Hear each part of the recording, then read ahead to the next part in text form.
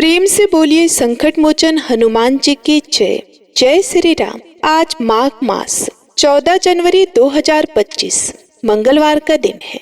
तो आइए भगवान का आशीर्वाद प्राप्त करने के लिए आज मंगलवार के दिन सुनते हैं हनुमान जी की बड़ी ही पावन और पौराणिक कथाएं। व्यास जी ने कहा कि एक बार नैमिषारण्य तीर्थ में 88,000 मुनि इकट्ठे होकर पुराणों के ज्ञाता श्री सूत जी से पूछने लगे कि हे महामुनि, आपने हमें अनेक पुराणों की कथाएं सुनाई हैं। अब कृपया करके हमें ऐसा व्रत और कथा बताएं जिसको करने से और सुनने से संतान की प्राप्ति हो तथा मनुष्यों के रोग शोक अग्नि सर्व दुख आदि का भय दूर हो, क्योंकि कलयुग में सभी जीवों की आयु बहुत कम है। फिर इस पर भी अगर उन्हें रोग आदि के कष्ट लगे रहेंगे तो फिर वे श्री हरि के चरणों में अपना ध्यान कैसे लगा सकेंगे। ये सुनकर श्री सूत जी बोले कि हे मुनियों, आपने लोक कल्याण के लिए बहुत ही उत्तम बात पूछी है। एक बार युधिष्ठिर ने भगवान श्री कृष्ण से लोक कल्याण के लिए यही प्रश्न पूछा था। भगवान श्री कृष्ण और युधिष्ठिर महाराज का संवाद आपके सामने कहता हूँ। आप सभी एकाग्रचित होकर सुनो। हे मुनियों, एक समय पांडवों की सभा में श्री कृष्ण भगवान जी बैठे हुए थे। तब युधिष्ठिर महाराज ने भगवान श्री कृष्ण से पूछा कि हे प्रभु, हे गोविंद, आपने मेरे लिए अनेकों कथाएं सुनाई हैं। आप कृपया करके आज ऐसा कोई व्रत या कथा सुनाएं जिसको करने से मनुष्य को रोग चिंता का भय समाप्त हो जाए और उसको पुत्र की प्राप्ति हो। हे प्रभु, बिना पुत्र के जीवन व्यर्थ है। पुत्र के बिना मनुष्य नरकगामी होता है। पुत्र के बिना मनुष्य पितृ ऋण से छुटकारा नहीं पा सकता और ना ही उसका पुण्य नामक नरक से उद्धार हो सकता है। इसलिए आप कृपया करके पुत्रदायक कोई व्रत बताएं। फिर भगवान श्री कृष्ण बोले कि हे राजन, मैं एक प्राचीन इतिहास सुनाता हूँ, आप उसे ध्यान पूर्वक सुनो। कुंडलपुर नाम का एक नगर था। उसमें नंदा नामक एक ब्राह्मण रहता था। भगवान की कृपा से उसके पास सब कुछ था, फिर भी वह दुखी था। उसके दुखी होने का कारण यह था कि ब्राह्मण की जो पत्नी सुनंदा थी, उनकी कोई संतान नहीं हुई। सुनंदा एक पतिव्रता स्त्री थी। वे भक्तिपूर्वक श्री हनुमान जी की आराधना करती थी। वे सदैव मंगलवार के दिन व्रत करके अंत में भोजन बनाकर हनुमान जी का भोग लगाने के बाद ही स्वयं भोजन करती थी। एक दिन ब्राह्मणी घर के कामों की अधिकता के कारण हनुमान जी को भोग नहीं लगा सकी, तो इस पर उसे बड़ा दुख हुआ। उसने कुछ भी नहीं खाया और जब वह सोने लगी तब उसने अपने मन में प्रण किया कि अब तो अगले मंगलवार को ही हनुमान जी का भोग लगाकर वह अन्न जल ग्रहण करेगी। और ऐसा प्रण करके वे भूखे ही सो गई।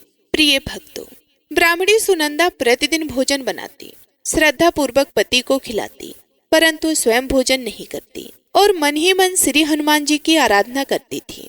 इसी प्रकार 6 दिन बीत गए और ब्राह्मणी सुनंदा अपने निश्चय के अनुसार भूखी प्यासे निराहार रही। अगले मंगलवार को ब्राह्मणी सुनंदा प्रातः काल ही बेहोश होकर गिर पड़ी। प्रिय भक्तों, ब्राह्मणी सुनंदा की इस असीम भक्ति के प्रभाव से श्री हनुमान जी बहुत प्रसन्न हुए और प्रकट होकर बोले कि हे सुनंदा, मैं तेरी भक्ति से बहुत ही प्रसन्न हूँ। उठो और मुझसे कोई वर मांगो। सुनंदा अपने आराध्य देव श्री हनुमान जी को देखकर आनंद की अधिकता से बेहचल हो उठी और श्री हनुमान जी के चरणों में गिरकर बोली, हे प्रभु, मेरी कोई संतान नहीं है, कृपया करके मुझे संतान प्राप्ति का आशीर्वाद दे, आपकी बड़ी कृपा होगी। श्री महावीर जी बोले, तेरी इच्छा पूर्ण होगी। तेरी एक कन्या पैदा होगी, उसके अष्टांग प्रतिदिन सोना दिया करेंगे। इस प्रकार कहकर श्री महावीर जी अंतर्ध्यान हो गए। ब्राह्मणी सुनंदा बहुत ही खुश हुई और सारा समाचार अपने पति से कहा। ब्राह्मण देव कन्या का वरदान सुनकर कुछ दुखी तो हुए, परंतु सोना मिलने की बात सुनी तो बहुत ही खुश हुए। फिर उन्होंने मन में सोचा कि ऐसी कन्या के साथ तो मेरी निर्धनता भी समाप्त हो जाएगी। श्री हनुमान जी की कृपा से वह ब्राह्मणी गर्भवती हुई और 10वें महीने में उसे बहुत ही सुंदर पुत्री प्राप्त हुई। यह बच्ची अपने पिता के घर में ठीक उसी तरह से बढ़ने लगी जिस प्रकार शुक्ल पक्ष का चंद्रमा बढ़ता है। 10वें दिन ब्राह्मण ने उस बालिका का नामकरण संस्कार करवाया। उसके कुल पुरोहित ने उस बालिका का नाम रत्नावली रखा, क्योंकि यह कन्या सोना प्रदान किया करती थी। इस कन्या ने पूर्व जन्म में बड़े ही विधान से मंगलदेव का व्रत किया था। रत्नावली का अष्टांग बहुत सा सोना देता था। उस सोने से नंदा ब्राह्मण बहुत ही धनवान हो गया। अब ब्राह्मणी भी बहुत अभिमान करने लगी थी। समय बीतता रहा। अब रत्नावली 10 वर्ष की हो चुकी थी। एक दिन जब ब्राह्मण बहुत खुश था, उस समय सुनंदा ने अपने पति से कहा कि हे स्वामी, हमारी पुत्री रत्नावली विवाह के योग्य हो गई है, इसलिए आप कोई सुंदर तथा योग्य वर देखकर इसका विवाह कर दे। ये सुनकर ब्राह्मण बोला कि अभी तो रत्नावली बहुत छोटी है। तब ब्राह्मणी बोली कि शास्त्रों की आज्ञा है कि कन्या 8वें वर्ष में गौरी, 9 वर्ष में रोहिणी, 10वें वर्ष में कन्या होती है और इसके बाद रसवला हो जाती है। गौरी के दान से पाताल लोक की प्राप्ति होती है, रोहिणी के दान से बैकुंठ लोक की प्राप्ति होती है और कन्या के दान से इंद्रलोक में सुखों की प्राप्ति होती है। हे स्वामी, अगर रसवला का दान किया जाता है तो घोर नरक की प्राप्ति होती है। प्रिय भक्तों, आगे सूत जी बोले कि इस पर ब्राह्मण बोला, अभी तो रत्नावली मात्र 10 वर्ष की है। मैंने तो 16-17 साल की कन्याओं के भी विवाह करवाए हैं, अभी जल्दी क्या है। तब ब्राह्मणी सुनंदा बोली कि लगता है कि आपको लोभ हो गया है। शास्त्रों में कहा गया है कि माता पिता और बड़ा भाई रसवला कन्या को देखते हैं तो वे अवश्य ही नरकगामी होते हैं। तब ब्राह्मण बोला कि अच्छी बात है, तो कल मैं अवश्य ही योग्य वर की तलाश में अपना दूत भेजूंगा। दूसरे दिन ब्राह्मण ने अपने दूत को बुलाया और उसे आज्ञा दी कि जैसी सुंदर मेरी कन्या है, वैसा ही सुंदर वर उसके लिए तलाश करो। दूत अपने स्वामी की आज्ञा पाकर निकल पड़ा। बंबई नगर में उसने एक सुंदर लड़के को देखा। यह बालक एक ब्राह्मण परिवार का बहुत ही गुणवान पुत्र था। इसका नाम सोमेश्वर था। दूत ने सुंदर व गुणवान ब्राह्मण पुत्र के बारे में अपने स्वामी को पूर्ण विवरण दिया। ब्राह्मण नंदा को भी सोमेश्वर अच्छा लगा और फिर शुभ मुहूर्त में विधि पूर्वक कन्यादान करके ब्राह्मण और ब्राह्मणी संतुष्ट हुए। प्रिय भक्तों, परंतु ब्राह्मण के मन में तो लोभ समाया हुआ था। उसने कन्यादान तो कर दिया था, पर वे बहुत ही दुखी था। उसने सोचा कि रत्नावली तो अब चली जाएगी और मुझे इससे जो सोना मिलता था वे अब नहीं मिलेगा।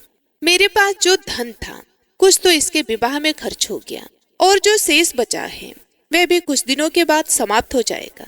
मैंने तो इसका विवाह करके बहुत बड़ी भूल कर दी है। अब कोई ऐसा उपाय हो कि रत्नावली मेरे घर में ही बनी रहे, अपने ससुराल ना जाए। लोभ रूपी राक्षस ब्राह्मण के मस्तिष्क पर छाता जा रहा था।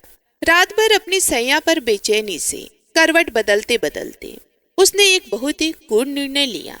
प्रिय भक्तों, उसने सोचा कि जब रत्नावली को लेकर उसका पति सोमेश्वर अपने घर के लिए जाएगा तो वे रास्ते में छिपकर सोमेश्वर का वध कर देगा और अपनी लड़की को अपने घर ले आएगा, जिससे नियमित रूप से उसे सोना भी मिलता रहेगा और समाज का कोई मनुष्य उसे दोष भी नहीं दे सकेगा। प्रातः काल जब हुआ तो नंदा और सुनंदा ने अपने जमाई तथा लड़की को बहुत सारा धन देकर विदा किया। सोमेश्वर अपनी पत्नी रत्नावली को लेकर ससुराल से अपने घर की तरफ चल दिया। सूत जी बोले कि हे मुनि, ब्राह्मण नंदा महालोभ के वशीभूत होकर अपनी मति खो चुका था। पाप पुण्य का उसको कोई भी विचार नहीं रहा। अपने भयानक वक्र निर्णय को कार्य रूप देने के लिए उसने अपने दूत को रात में अपने जमाई का वध करने के लिए भेज दिया, ताकि रत्नावली से प्राप्त होने वाला सोना उसे हमेशा मिलता रहे और वे कभी भी निर्धन ना हो। ब्राह्मण के दूत ने अपने स्वामी की आज्ञा का पालन करते हुए उसके जमाई सोमेश्वर का रास्ते में ही वध कर दिया। समाचार प्राप्त करके ब्राह्मण नंदा रास्ते में पहुंचा और रोती हुई अपनी पुत्री रत्नावली से बोला कि हे पुत्री, रास्ते में लुटेरों ने तेरे पति का वध कर दिया है। भगवान की इच्छा के आगे किसी का कोई वश नहीं चलता। अब तू घर चल, वहां पर ही रहकर शेष जीवन व्यतीत करना। जो भाग्य में लिखा है वही होगा। अपने पति के अकाल मृत्यु से रत्नावली बहुत दुखी हुई। करुणा कृदन व रुदन करते हुए अपने पिता से बोली कि हे पिताजी, इस संसार में जिस स्त्री का पति नहीं है उसका जीना व्यर्थ है। मैं अपने पति के साथ ही अपने शरीर को जला दूंगी और सती होकर अपने इस जन्म को, माता पिता के नाम को तथा सास ससुर के यश को सार्थक करूंगी। ब्राह्मण नंदा अपनी पुत्री रत्नावली के वचनों को सुनकर बहुत ही दुखी हुआ। वे सोचने लगा कि मैंने व्यर्थ में ही जवाई का वध करके इतना बड़ा पाप अपने सिर ले लिया। रत्नावली तो उसके पीछे अपने प्राण तक देने को तैयार है। मेरा तो दोनों तरफ से मरण हो गया। धन तो अब मिलेगा नहीं। जवाई वध के पाप के फलस्वरूप यम यातना भी भुगतनी पड़ेगी। यह सोचकर वे बहुत ही दुखी हुआ। सोमेश्वर की चिता बनाई गई। रत्नावली सती होने की इच्छा से अपने पति का सिर अपने गोद में रखकर चिता में बैठ गई। जैसे ही सोमेश्वर की चिता को अग्नि लगाई गई, वैसे ही प्रसन्न होकर मंगल देव वहां पर प्रकट हुए और बोले कि हे रत्नावली, मैं तेरी पति भक्ति से बहुत ही प्रसन्न हूँ, तू वर मांग।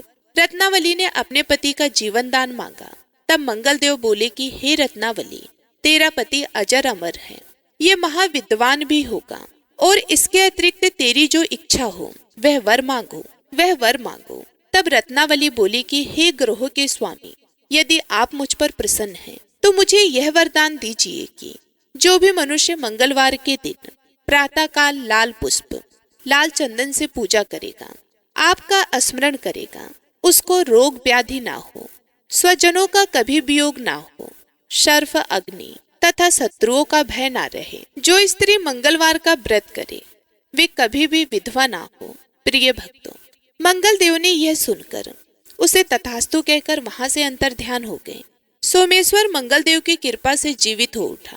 रत्नावली अपने पति को फिर से पाकर बहुत ही प्रसन्न हुई और मंगल देव का व्रत प्रत्येक मंगलवार को करके व्रतराज और मंगल देव की कृपा से इस लोक में सुख ऐश्वर्य को भोगते हुए अंत में अपने पति के साथ स्वर्गलोक को गई। प्रिय भक्तों, व्यास जी मुनियों से बोले कि इस प्रकार जो भी स्त्री पुरुष विधिवत मंगलवार का व्रत करके व्रत कथा सुनते हैं, हनुमान जी उनके सभी कष्ट दूर करके घर में धन संपत्ति का भंडार भर देते हैं। शरीर के सभी रक्त विकार के रोग भी नष्ट हो जाते हैं। तो सभी प्रेम से बोलिए, मंगल देव भगवान की जय।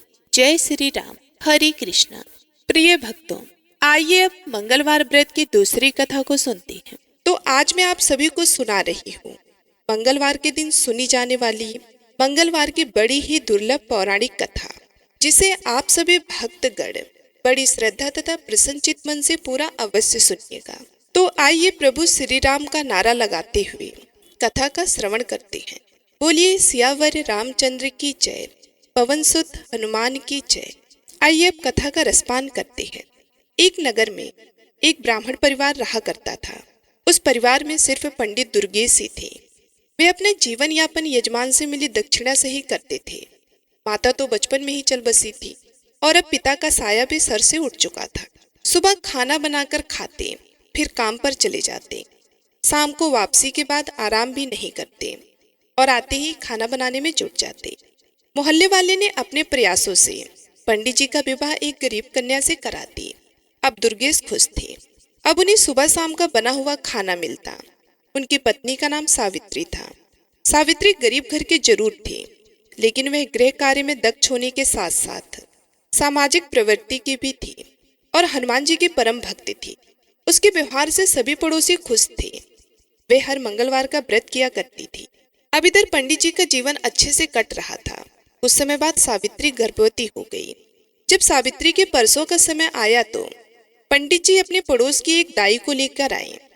समय पर सावित्री ने एक सुंदर लड़के को जन्म दिया। अब इधर पंडित जी ने एक नए कपड़े में उसे लपेट लिया और घर से निकल पड़े। कुछ समय के उपरांत वे गंगा के तट पर जा पहुंचे। दुर्गेश ने उस बच्चे को अपने दोनों हाथों में लेकर गंगा जी में 3 डुबकी लगाई। फिर पंडित दुर्गेश ने उसके सीधे कान में कोई मंत्र पढ़कर फूंक मारी और लड़के से दुर्गेश की बात होने लगी। पंडित जी ने उस बच्चे से पूछा, बताओ आप मेरे कर्जदार हो या मैं आपका कर्जदार हूँ, और मैं कितने कितने का कर्जदार हूँ। बच्चे ने कहा, मेरे 50 रुपए आपके ऊपर हैं, आपने दिए नहीं थे। आपके बच्चे ने भी आपका कर्जा नहीं चुकाया था। इतना सुनकर पंडित दुर्गेश ने उसे 50 रुपए दिए और बोला, आपका और मेरा हिसाब चुकता हुआ। तब बच्चे ने कहा, हाँ हिसाब पूरा हुआ। यह बात सुनकर दुर्गेश ने कोई मंत्र पढ़ा और उसके उल्टे कान में फूंक मारी और उसे गंगा जी में प्रवाहित करके अपने घर को चले आए।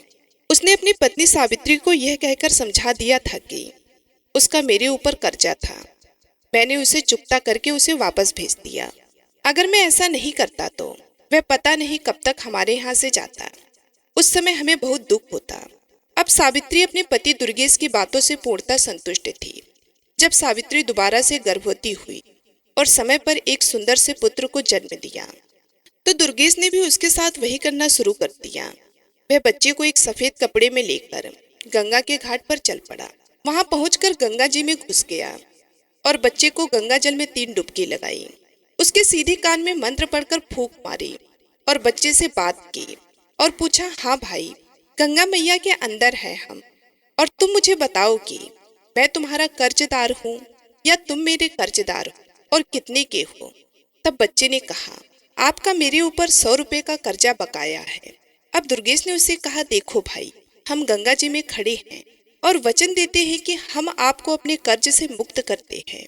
मेरा और आपका सब हिसाब बराबर। उसने कहा, ठीक है, जब आप वचन दे रहे हैं तो ठीक है। इतना कहकर दुर्गेश ने उसके उल्टे कान में फूंक मारी और बच्चे को उसी अवस्था में उसको गंगा जी में प्रवाहित कर दिया। यह सब करके वह वापस अपने घर पहुंचा और पत्नी सावित्री से बोला, मुझे खाली हाथ देखकर बच्चे के बारे में जानने की आपकी इच्छा होगी। उस पर हमारे ऊपर 100 रुपए का कर्जा था तो हमने उसे गंगा पर वचन दे दिया और उसे ऋण मुक्त कर दिया। हम नहीं चाहते थे कि आगे चलकर वह हमें तड़पा कर जाए। अब सावित्री ने पूछा, ऐसा कैसे? पंडित जी कहने लगे, जब से तुम मेरे घर आई हो तुमने देखा कि पंडिताई करके जो भी कुछ मिलता है उससे बचत नामात्र ही होती है, पर होती तो है। तो वह बालक हमारे जल्दी ही 100 रुपए चुकता कर हमें रुलाकर चला जाता। हम आजीवन उसी दुख में जीते रहते। जब हमने उसे ऋण चुकता कर उसे भेज दिया और अभी मोह भी नहीं था तो दुख कैसा। पंडित जी की बात सुनकर सावित्री चुप हो गई। उसके पास उस समय कोई और विकल्प ही नहीं था। फिर भी सावित्री को दुख बहुत था। वह अपनी व्यथा किसी से नहीं कह सकती थी, लेकिन अंदर ही अंदर टूट जरूर रही थी। अब वह पहले जैसी हंसमुख नहीं रही। उसका कमल सा चेहरा मुरझाने लगा था। एक दिन एक बुढ़िया ने, जो उसकी पड़ोसन थी, उससे कारण जानना चाहा। सावित्री उस बुढ़िया को बहुत मानती थी, इसलिए वह उसके आग्रह को ठुकरा ना सकी और अपनी आप बीती उसे बताई। बुढ़िया कहने लगी, देखो सावित्री, हमारा राजा बहुत दयालु है और वह सभी की सुनता है। कल तुम मेरे साथ चलना और राजा को सब बताना। सावित्री ने उससे कहा, ठीक है माँ जी। अगले दिन जैसे ही दुर्गेश अपने काम पर गए तो पड़ोसन बुढ़िया आ गई और उसे बोली, चलो चलो सावित्री। अब सावित्री तो तैयार बैठी थी। वह राजा के पास दरबार में गई और वहां पहुंचने के बाद राजा ने उसकी सारी बातें ध्यान से सुनी। बातें सुनकर राजा ने उस बुढ़िया से कहा, अब ये जिम्मेदारी तुम्हारी है कि आगे जब इसका बच्चा होने को हो तब तुम मुझे सूचना देना। और सावित्री ने कहा कि तुम भी भूल मत जाना, इस बुढ़िया को किसी से मेरे पास भिजवा देना। इसी आशा में दोनों अपने घर आ गई, सावित्री और पड़ोसन बुढ़िया। राजा से आश्वासन मिलने के बाद निश्चित हो गए थे। बुढ़िया तो पूरी तरह अस्वस्थ थी, लेकिन सावित्री अपने दोनों संतानों के बारे में सोचकर ही सिहर जाती, जिसका मुंह भी उसने अच्छी तरह से नहीं देखा था। पर पंडित दुर्गेश को तो कोई दुख ही नहीं था। वह जो कर रहा था अपने भविष्य को ही सोचकर कर रहा था। इधर दुर्गेश ने अपने असीम प्रेम और स्नेह से सावित्री को महान दुख से उबार लिया था। अब दोनों में परस्पर प्रेम की धारा बहने लगी और सावित्री फिर से हनुमान जी की पूजा अर्चना करने लगी। इसी का प्रताप ये हुआ कि सावित्री ने तीसरी बार गर्भ धारण किया। सावित्री ने अपने पड़ोसन बुढ़िया के माध्यम से राजा को भी संदेशा भिजवा दिया। राजा ने उसको समझा दिया कि चिंता मत करना, जब परसों होने वाला हो मुझे सूचित कर देना, मैं सब कुछ अपने आप देख लूंगा। सावित्री खुश होने के साथ साथ पिछली यादों से परेशान थी। वे हर समय अपनी तीसरे संतान की चिंता में डूबी रहती थी। समय समय पर उसके पड़ोसन आकर उसे समझा जाती। इस तरह धीरे धीरे गर्भावस्था पूर्ण हुई और परसों समय भी आ गया। सावित्री ने दुर्गेश से कहा, आप पड़ोस वाले बुढ़िया माँ को मेरे पास छोड़कर दाई को बुला लाओ। पंडित जी पड़ोस की बुढ़िया को अपनी पत्नी के पास छोड़कर दाई को बुलाने चले गए। सावित्री ने बुढ़िया से कहा कि माँ जी, आप राजा को खबर दे दो, इसलिए मैंने आपको पहले ही बुला लिया है।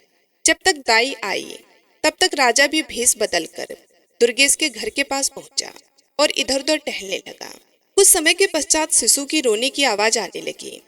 तब पंडित जी अंदर गए। एक साफ नए कपड़े में उसे लेकर घर से निकल गए। जब राजा ने दुर्गेश को बाहर निकलते देखा तो राजा भी उसके पीछे पीछे निश्चित दूरी बनाकर चलने लगा। कुछ समय के पश्चात दुर्गेश गंगा के तट पर पहुंचा। बच्चे को लेकर वह गंगा में घुस गया और कमर तक जल में जाकर रुक गया। अब दुर्गेश ने बच्चे को 3 डुबकी लगाई और उसके सीधे कान में एक मंत्र फूंक मारा। अब बच्चा बात करने में सक्षम था। तब दुर्गेश ने पूछा कि अच्छा बताओ, मेरा कर्जा आपके ऊपर है या आपका कर्जा मेरे ऊपर है और कितना है? तो बच्चा कहने लगा, आपका मेरे ऊपर 1000 का कर्ज है, जिसे मेरे बच्चे ने भी नहीं चुकता किया था। दुर्गेश ने अपनी तसल्ली के लिए पुनः बच्चे से पूछा, देख लो, हम गंगा में खड़े हैं, सच सच बताना, नहीं तो गंगा का पाप लगेगा। यह सुनकर बच्चे ने कहा, मैं सच सच कह रहा हूँ, मेरे ऊपर आपके 1000 कर्ज हैं। पंडित जी ने बच्चे के उल्टे कान में मंत्र फूका। बच्चा अपने असली रूप में आकर रोने लगा। अब राजा दूर से यह सारा दृश्य देख रहा था। अब दुर्गेश ने बच्चे को गंगा में डुबकी लगाना शुरू कर दिया।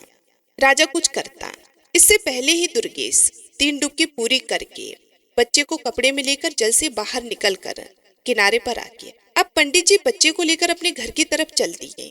राजा के मन में अब यह जानने की उत्सुकता बढ़ती जा रही थी कि आखिर इससे पहले दोनों बच्चे गंगा में प्रवाहित क्यों किए।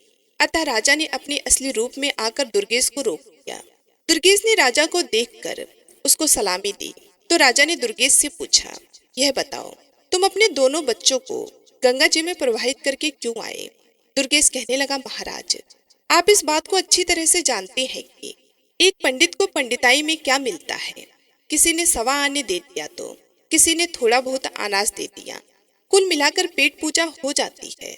पैसे बचाना तो दूर की बात है। इसलिए मैंने अपनी विद्या से उन दोनों बच्चों से पूछ लिया कि उन पर मेरा कर्ज है या उसका मुझ पर। तो पहले बच्चे का मेरे ऊपर कर्ज था, दूसरे के ऊपर मेरा कुछ था, पर वे इतना था कि वो दोनों ही हमें छोड़कर चले जाते, हमारी तो कमर ही टूट जाती। इसलिए दोनों के हिसाब चुकता करके वही गंगा में प्रवाहित कर दिया। राजा ने कहा, फिर इसे क्यों बचाया? पंडित दुर्गेश कहने लगा, इस पर मेरा 1000 रुपये का कर्ज है। उम्मीद है कि यह हमारा अंतिम संस्कार अपने हाथों से ही करेगा। राजा पंडित जी की बातें सुनकर आश्चर्यचकित हुआ। साथ ही ये जानकर तसल्ली भी हुई कि जैसी भी सही, सावित्री को अपना बच्चा तो मिल गया। दुर्गेश बच्चे को लेकर घर पहुंचे। यह देखकर सावित्री मन ही मन राजा साहब को धन्यवाद करने लगी। दुर्गेश ने अपनी पत्नी से कहा, लो, यह बच्चा हमारा पूरा जीवन काट देगा और हमारा अंतिम संस्कार भी कर देगा। अब पंडित जी के घर में खुशियां मनाई जाने लगी। पंडित जी ने अपने सामर्थ्य के अनुसार एक प्रति भोज भी किया। पंडित जी ने उसका नामकरण संस्कार किया। जन्म ग्रह नक्षत्र के हिसाब से उसके नाम का प्रथम अक्षर चा से था। अब बच्चे का नाम चंद्रदेव रखा गया। मेष राशि और अश्विन नक्षत्र में जन्मे इस जातक की कुंडली बहुत ही भाग्यशाली थी। उसकी भाग्य रेखा भी बहुत ही प्रबल थी। उसके जीवन में धन अभाव तो था ही नहीं। चंद्रदेव के जन्म के बाद ही पंडित जी के अच्छे दिन शुरू हो गए। पहले पंडित जी को भरण पोषण के लिए काफी मशक्कत करनी पड़ती थी, लेकिन अब उनका गुजारा अच्छे से होने लगा। उनकी पंडिताई अच्छे से चल रही। धीरे धीरे चंद्रदेव भी चंद्रकलाओं की तरह दिन दुगुना रात चौगुना बढ़ने लगा। 5 वर्ष का होने पर उसे एक संस्कृत स्कूल में दाखिला दिया गया। चंद्रदेव पढ़ने में बहुत तेज था। पंडित जी शाम के समय अपना 1 घंटा बेटे को ज्योतिषी सिखाने में लगा देते। चंद्र की बुद्धि विलक्षण थी। उसे जो मंत्र बताए जाते उसे कंठस्थ करना उसके लिए बाएं हाथ का खेल था। संस्कृत में प्रथमा करने तक उसने अपने पिता दुर्गेश से ज्योतिषी में भी पूरी दीक्षा प्राप्त कर ली। चंद्रदेव प्रथमा करने तक एक अच्छा नवयुवक हो चुका था। 14 वर्ष की उम्र में भी वह 18 का लगता था।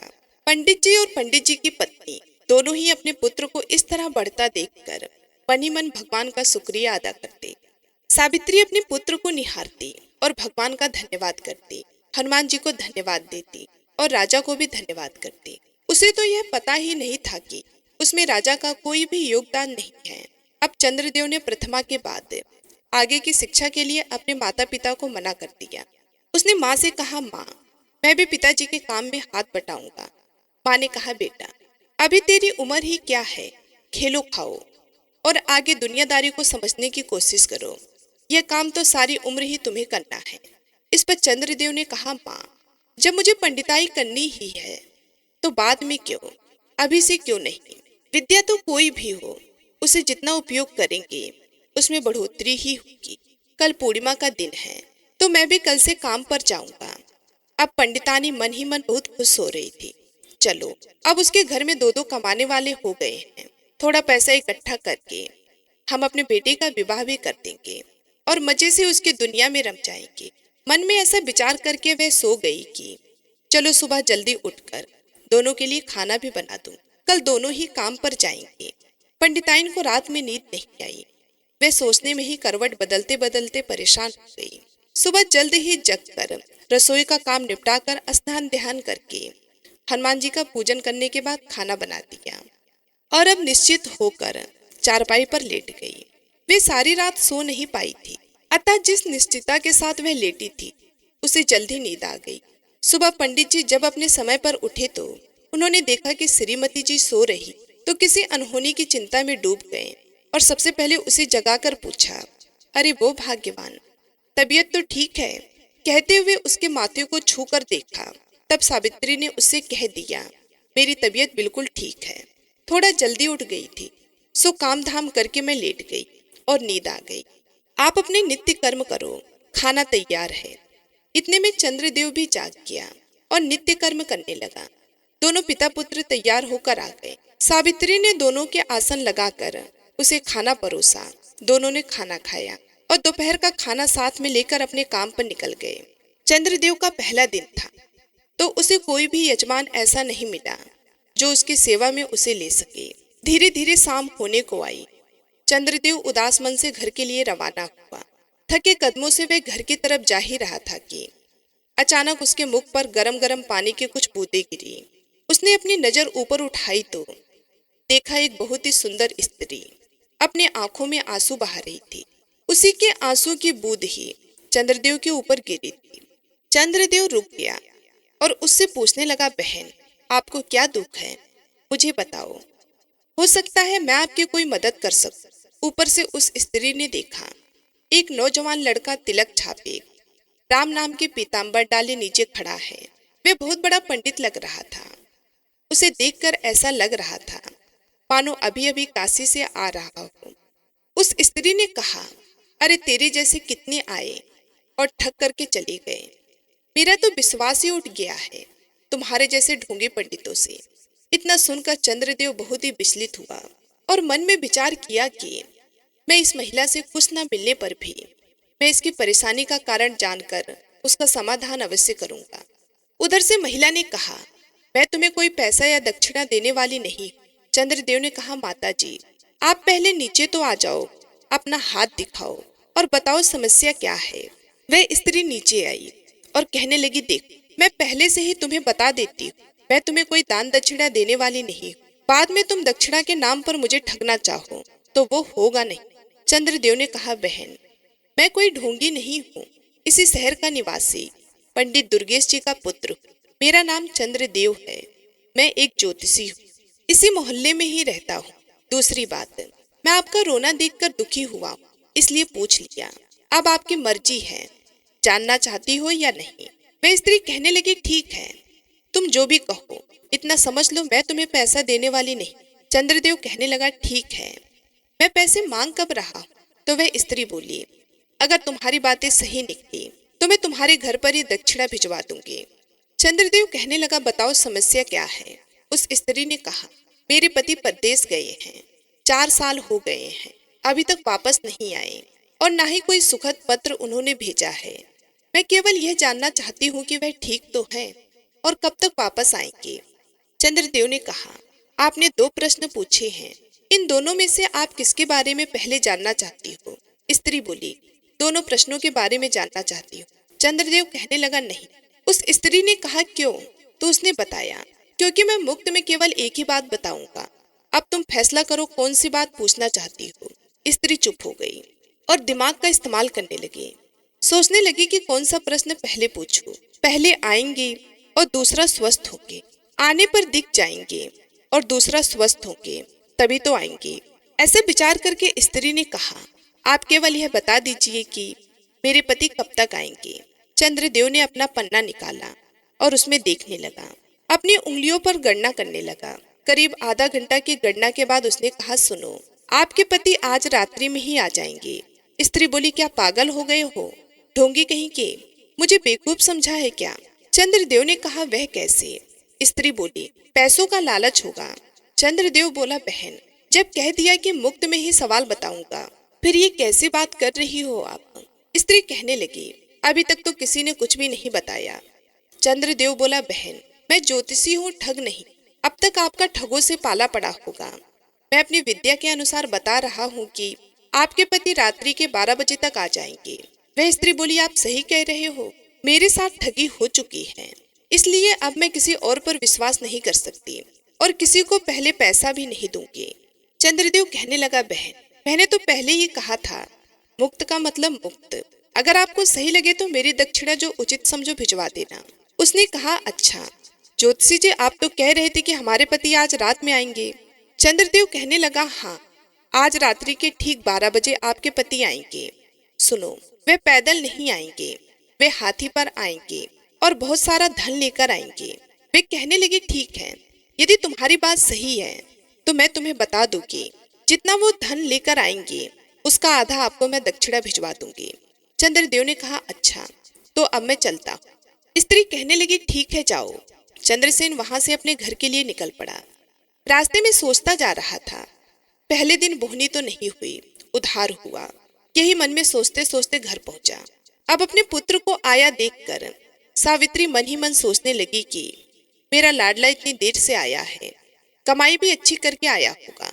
ये सोचते हुए उसने दरवाजा खोला, चंद्रदेव को गुनगुना पानी लाकर दिया और कहने लगी, बेटा, हाथ मुंह धो लो, थके हारे आए होगे, खाना खा लो। वे कहने लगे, तुम्हारे पिताजी तुम्हारा इंतजार कर रहे थे और भूखे बैठे हैं। चंद्रदेव ने कहा, अच्छा माँ, मैं अभी हाथ मुंह धोकर आता हूँ। कुछ ही देर में चंद्रदेव हाथ मुंह धोकर आया। उसकी माता ने दोनों के लिए आसन लगा दिया और खाना परोसा। तभी माता ने पूछा, बेटी, कैसा रहा तुम्हारा आज का दिन? चंद्रदेव ने कहा, माँ, बस बोहनी तो नहीं हुई, बस उधार हो गया। माँ बोली, तभी तो कहती हूँ, अभी खेल कूद लो, अभी तो तेरे पिताजी कमा ही रहे, पर तूने जिद कर दी, सारा दिन ऐसे ही भटकता रहा। चल, उधार की है तो उसका क्या पता आएगा कि नहीं आएगा। यही सब बात करके इधर खाना हो गया और सब लोग खाकर सो गए। इधर जो वह स्त्री थी, वह अपने पति का इंतजार करने लगी। इंतजार करते करते रात के ठीक 12 बज गए और सच में उसका पति हाथी पर बैठकर अपने घर आ गया। उसने दरवाजा खुलवाया। उसकी पत्नी ने दरवाजा खोला और वह यह सोचकर बड़ी ही प्रसन्न हुई कि वाकई में वह लड़का बहुत बड़ा ज्योतिषी है, उसे इनाम देना चाहिए। इसलिए उसने अपने पति से कहा, जाओ, सबसे पहले पंडित दुर्गेश के घर जाओ और उसे उसका इनाम दो। उसी की वजह से मुझे पता चला है कि तुम आने वाले हो, उसके बाद ही घर में कदम रखना। अब वह आदमी बहुत समझाता है, भाग्यवान, पहले घर में आने तो दो। उसकी पत्नी कहती है, नहीं, पहले आप जब तक दक्षिणा देकर नहीं आएंगे घर में कदम मत रखिएगा। अब वह ठीक है कहकर पंडित दुर्गेश के घर चला गया और आधी रात में दरवाजा खुलवाया और पंडिताइन को एक थाली सोना चांदी हीरे जवाहरात देकर कहा कि पंडिताइन, ये तुम्हारे बेटे का दक्षिणा है। तुम्हारे बेटे ने भविष्यवाणी की थी, उसी से प्रसन्न होकर मेरी स्त्री ने यह भिजवाया है।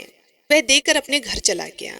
पंडिताइन इतना सारा सोना चांदी देखकर बड़ी खुश हुई और परात को अंदर रखकर डलिया से ढककर वे मन ही मन सोचने लगी, पंडित जी ने तो बस ऐसे ही कहा, मेरे बेटे ने एक ही दिन में घर भर दिया। अब यह कहकर वह सो गई। जब सुबह हुई तो पंडित दुर्गेश अपने नित्य नियम पर उठकर देखने लगे। पंडिताइन अभी तक सो रही है। उन्होंने कहा, पंडिताइन, आज क्या हुआ, तुम अभी तक सोई हुई? इतना सुनते ही पंडिताइन का तेवर चढ़ गया और बोली, बहुत ज्यादा कमा के लाते हो ना। मेरा बेटा कल पहली बार ही गया और इतना सारा कमा कर लाया है कि पूरा घर भर गया। पंडित जी ये सुनकर चौंक गए और बोले, पंडिताइन, तुम ये क्या कहती हो? पंडिताइन ने कहा, हाँ, सही कहती हो। तुम्हारे पुत्र ने कल जो उधार किया था उसे रात में ही जजमान ने पहुंचा दिया। यह देखो, एक परात भर मुद्राएं। यह देखकर तो पंडित जी अपने सर पर हाथ रखकर तुरंत जमीन पर बैठ गया और रोने बिलखने लगा। पंडिताइन यह देखकर पूछने लगी तो पंडित जी ने कहा कि अरे भाग्यवान, पहले तो घर के अंदर जाकर देख, तेरा पुत्र जीवित है या नहीं। पंडिताइन आंखें निकाल कर देखने लगी। अब वे भागी भागी घर के अंदर गई तो देखा उसका पुत्र मरा पड़ा है और वे जोर जोर से रोने लगी।